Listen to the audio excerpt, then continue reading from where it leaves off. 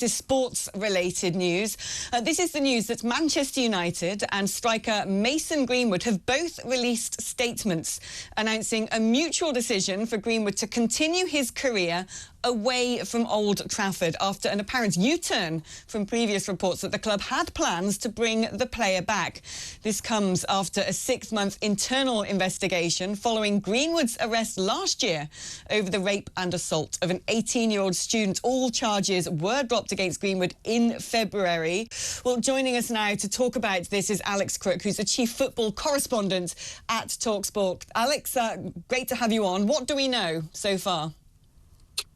Yeah, very good afternoon. What we know so far is that Manchester United have conducted a very thorough internal investigation since those charges, as you say, were dropped against their player Mason Greenwood in February. We were told last week that the fact-finding segment of that investigation has been concluded, and therefore we were to expect an imminent decision on what Manchester United and Mason Greenwood do next. As you say, around about 3 o'clock this afternoon, the statement was released that they had mutually decided, Greenwood and Manchester United, that it is best now for him to continue his career away from Old Trafford. They aren't terminating Mason Greenwood's contract, which has 2 years left to run. One of the options available to them is to discuss a settlement of that contract, allowing him to join another club on a free transfer, or he could be sent out to join a club on loan. If that was to happen, it would need to be done before the transfer window closes on September the 1st. The expectation now is very much that Mason Greenwood has played his last game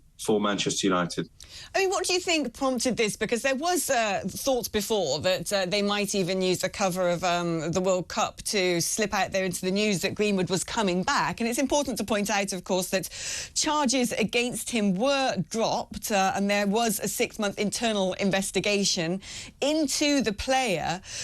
Is this just a PR exercise by Manchester United, and perhaps they're reassured by the fact they're not going to be out of pocket if there are other clubs interested in him? Should he even be continuing his football career, considering the severity of the allegations against him?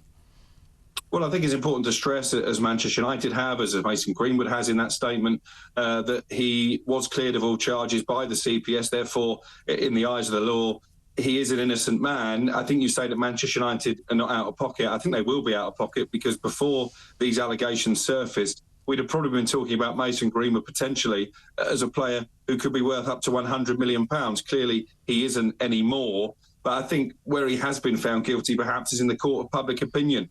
The images that were released on social media before he was charged do not make comfortable viewing. And I think that's why it was always going to be difficult for Manchester United to reintegrate him into their squad. That was certainly a possibility. I know for a fact that staff, both at United's training ground and at Old Trafford, were told to prepare for the possibility of Greenwood returning. So it was an option that Manchester United considered. I think as the backlash grew last week, there were protests during their first home game of the season, their first game of the season against Wolverhampton Wanderers. United knew really that that wasn't a possibility. And I think it's highly unlikely that we see Mason Greenwood play in the Premier League, play even for another English club anytime in the near future. I think his next move probably will be to join a club overseas.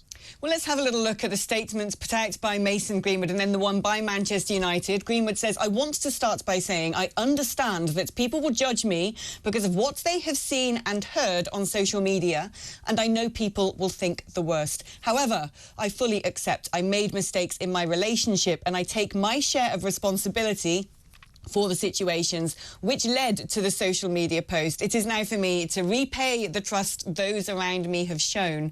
I intend to be a better footballer, but most importantly, a good father, a better person, and to use my talents in a positive way on and off the pitch." A very well-crafted statement there by Greenwood. And Manchester United have said, "We have taken into account the wishes, rights and perspective of the alleged victim, along with the club's standards and values. Based on the evidence available to us, we have concluded that the material posted online did not provide a full picture and that Mason did not commit the offences in respect of which he was originally charged. That said, as Mason publicly acknowledges today, he has made mistakes, which he is taking responsibility for. All those involved, including Mason, recognise the difficulties with him recommencing his career at Manchester United. It has therefore been mutually agreed that it would be most appropriate for him to do so away from Old Trafford, and we will now work with Mason to achieve that outcome. I mean, Alex, it still doesn't look good. There are plenty of people in public office, in other positions, who have the privilege of being figureheads, let's say, for the next generation, who have lost their jobs for much less. Well, it's difficult. As I say, I'm sure that Manchester United would have worked out if they wanted to terminate Mason Greenwood's contract legally. Did they have that option? I'm not sure they did. From the minute that the charges were dropped, I guess you could have made an argument maybe that the content online was cause for bringing his contract into disrepute. Again, I'm sure Manchester United will have looked at that. I don't think there's any real winners in this instance. As I mentioned, Manchester United had a player who would have been worth an awful lot of money to them. He isn't anymore, and I know this is not necessarily just about pound signs on a balance sheet. Mason Greenwood is a former England international who had the capability to be one of the biggest stars in the game. He may still do that, but it's going to be very difficult after so long away. I have seen some images of him on social media training on his own, trying to get back to full fitness, and he doesn't look like the Mason Greenwood of old. So it's a really sad situation. And I guess if you read between the lines in Mason Greenwood's statement, what he's saying there is that he wants to be a better person. Maybe that might involve doing a bit of volunteer work for abuse charities. So hopefully this will help somebody somewhere down the line. But at the moment, there's no winner.